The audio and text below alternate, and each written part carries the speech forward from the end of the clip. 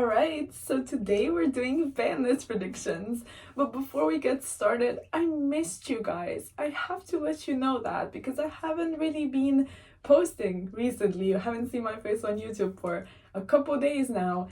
But I have a good reason. Me and my husband are actually visiting New York City right now. And that's why this video is recorded on my phone, and you can see the setup is a little different. I'm in like a little closet in the Airbnb. But you gotta do what you gotta do because we gotta put out those Banlist predictions. But yeah, we've been visiting for a couple days now. And it's been one of the most insane experiences of my life. I am just so happy and so excited for everything that happened, everything that is to happen, that is to come. We still have a couple of days to go. And I also just wanted to thank you guys because me being able to take this trip and do all of this has a lot to do with you watching my content, supporting me, tuning into all of my different content that's available. And you do a lot for me, and I'm just so thankful for that. And I have really been having the time of my life here. And we also got to go to Madison Square Garden. We saw Monday Night Raw as well as NXT Roadblock the following day, and it was so incredible. And I got to see The Undertaker live because he was at the Roadblock show as part of the LFG show. He is one of the coaches there, so he was there live in person, live in living color. He was there, and I was crying like a kid. I was bawling my eyes out. I didn't even hold back. It was The Undertaker at the end of the day. I did not care. I was just crying. And it was incredible. And there was everyone was there, like Booker T and Bubba Ray Dudley, and we obviously got to see the steel cage match between CM Punk and Seth Rollins, and Roman came. Everyone thought Roman was gonna come, and he came. It was just, I cannot. I'm so excited. It's been amazing. And we obviously got to walk around New York as well and just see so many different things, and we still have a couple museums to see and to check out. And just overall, I saw the Brooklyn Bridge, and there's so much that happened, and I feel like a child. I'm so happy, I'm so excited, and that's what my life's been like in the last couple of days. But I am back for, in my new setup, temporary setup, obviously, for this video. And I will also be dropping a report for the 3v3 YCS in Vegas that's happening this weekend because sadly there's no stream again. So you got me, don't worry, I got you. I will keep you updated with everything that happened at the 3v3 YCS in Vegas. At first, I was thinking they might drop a ban list because it's a YCS, but then they announced there's not going to be a stream. So now they probably won't drop a ban list and actually announce it as well, which happened in Anaheim, and that was super cool. But no stream means no announcing in person. So I doubt, that's going to happen in connection to the YCS, or they might just drop it in connection to the YCS, but just kind of put an announcement on their social media or something. I don't know. I do think that the time for the ban list has come.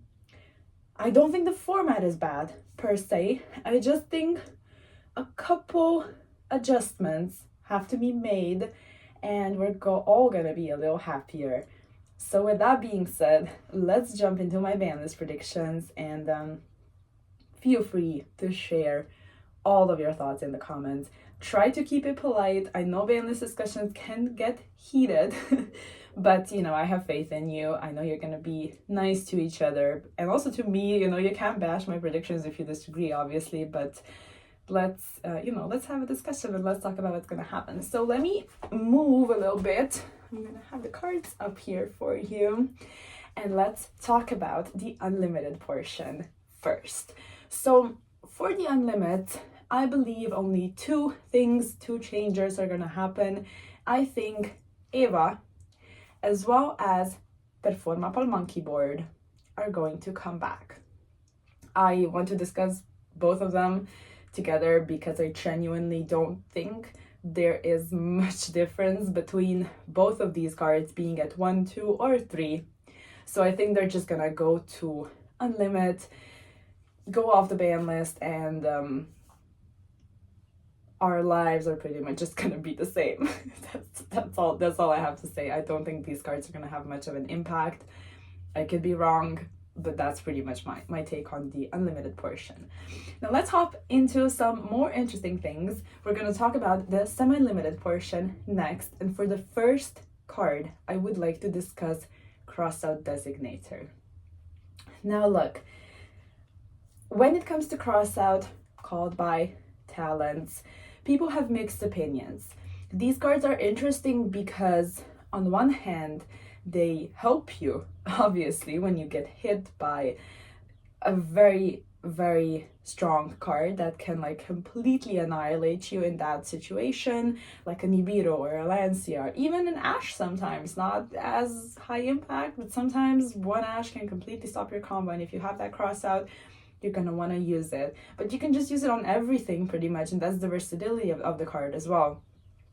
But on the other hand, if we don't have cards like these, and we play decks that consistently lose to some tech cards, then that's also not a great thing. So I don't know which side of this discussion you're on. Feel free to let me know. Do you think these cards would have to be just outright banned, like all of them, crossed out, called by talents? Or how do we approach this? Because called by is kind of like a Saki one-of, but I have a feeling they're gonna start putting cross out to less and less, because having 3 cross out, it feels like it's a little too much. Because, you know, I've been on the receiving end of getting hit by a cross out when it really mattered, and I lost because my hand trap didn't go through, and I'm sure it's happened to you a bunch of times, or you won because of it. It's just very weird, and I don't know, they might start kind of mimicking the OCG, because I do believe they have it limited, if I'm not mistaken, and they're just gonna, you know, put it to less and less. So that's what's up with Crossout, in my opinion. Let's move on to the next card. I think Dimension Shifter is gonna go to 2. Do I think Dimension Shifter has to go to 2? No, I think it has to be banned. I think a lot of us think that. However, looking at Konami and how long they still have not, like for how long they still haven't hit Shifter, I just don't think they're gonna outright ban it. It's a win more card for some strategies right now, like Malice, for example. You don't need Shifter, but it can help you just auto win a couple duels sometimes. But my issue with Shifter, and before you come for me, no, I don't think Draw and Shifter are the same thing. Please don't even start with that, because I think Draw just serves a different purpose. It has to stop some decks that would just go too crazy sometimes, but again, I could be wrong. I just don't view them as the same thing, because I know all decks surge. I obviously get that, but I believe Shifter is a little more oppressive because more decks have to desperately rely on the graveyard, and also a lot of cards are made in a way where, you know, like hand traps that have to discard themselves to the grave for cost, or just something has to be sent for cost, or whatever, like has to hit the graveyard. Sometimes you just prevent actual mechanics and just stuff from being able to be played because of Shifter. Whereas with Draw, yes, you stop searches, but a lot of times you can kind of circumvent that, especially right now with the Fiendsmith engine and stuff like that. Like, I don't think Draw is that crazy, actually. People started to cut it at one point. Like, it's great against Mitsurugi, but it's not that oppressive.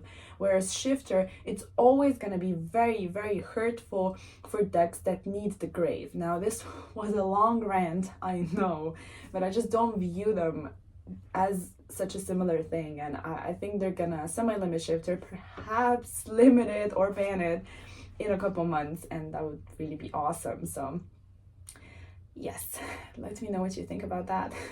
Let's move on to the next semi-limited card, and in my opinion that is going to be Fiendsmith Engraver. Now, again, before you go crazy and you're like, oh, only semi-limit, what's up with that? Like, the Fiendsmith engine is too broken, everyone's playing Fiendsmith. I know.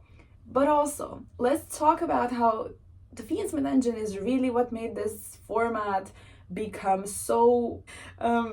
it became an actual format of Yu-Gi-Oh! Like, we are going into turns 4, 5, 6.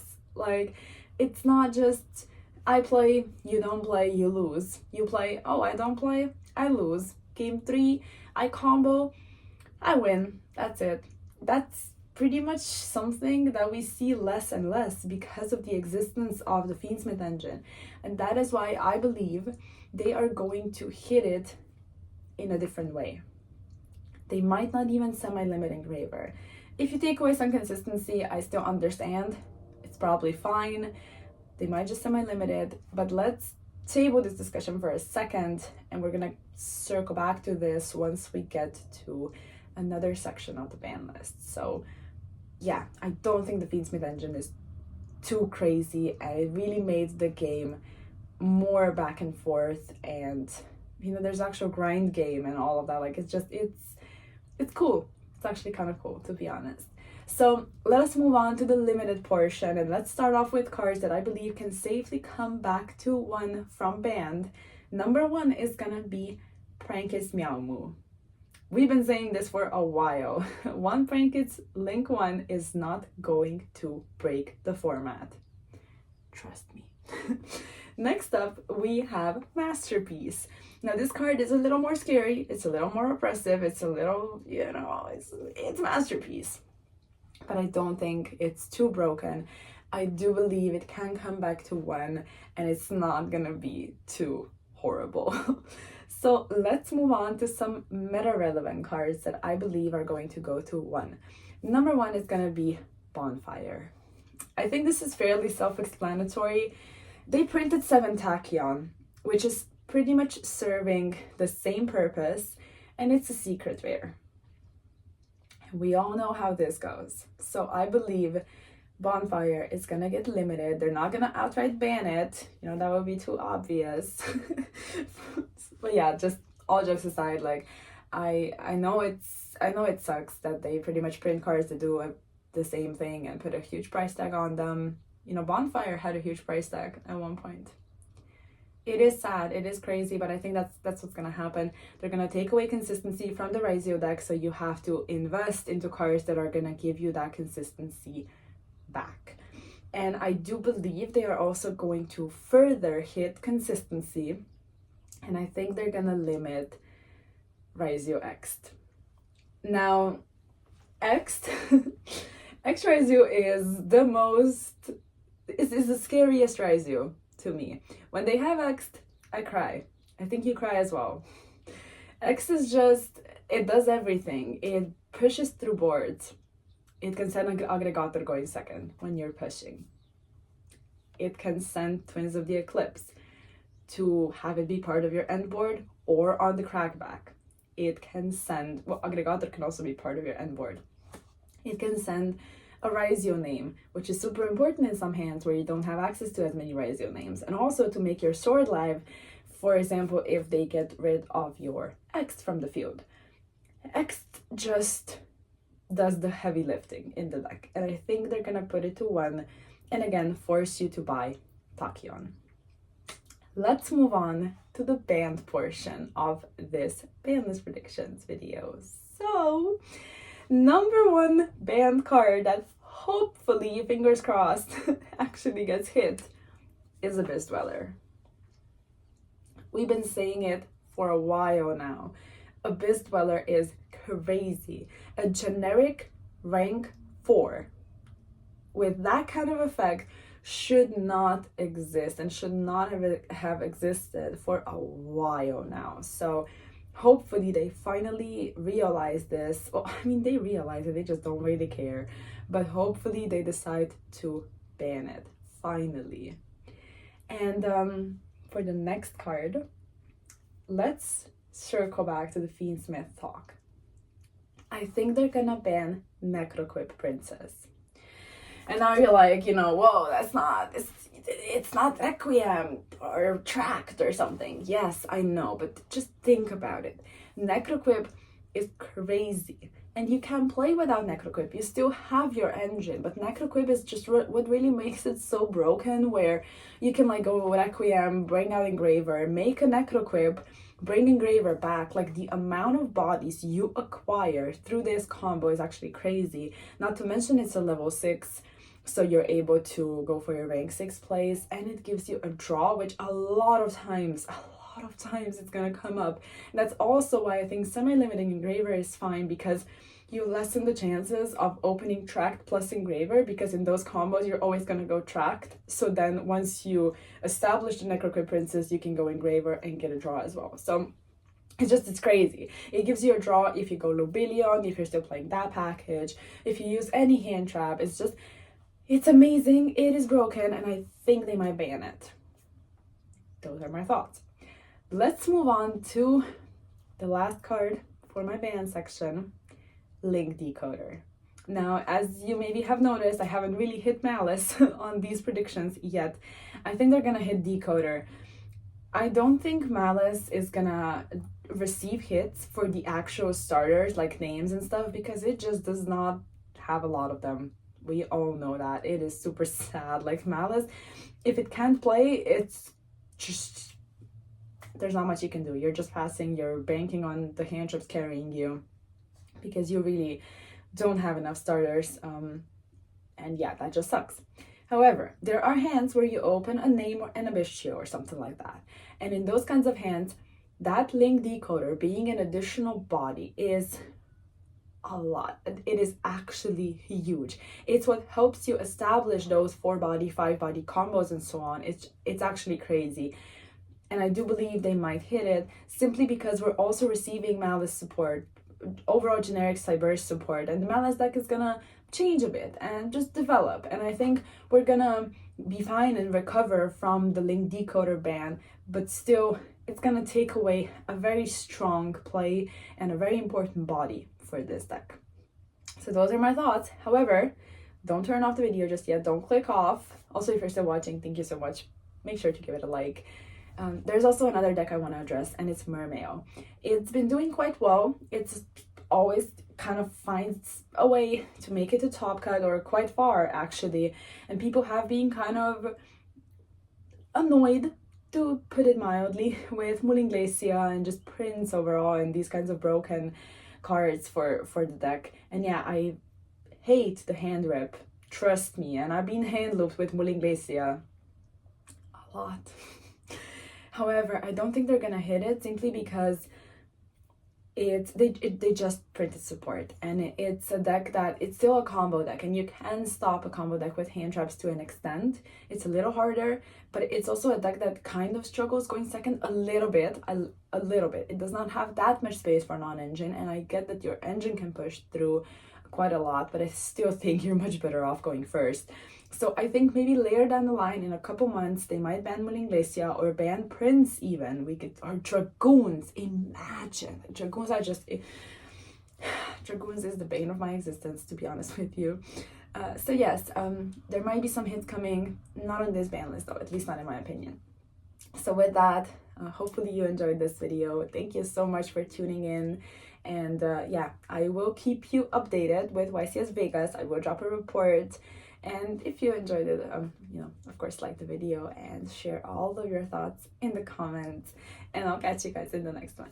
Bye.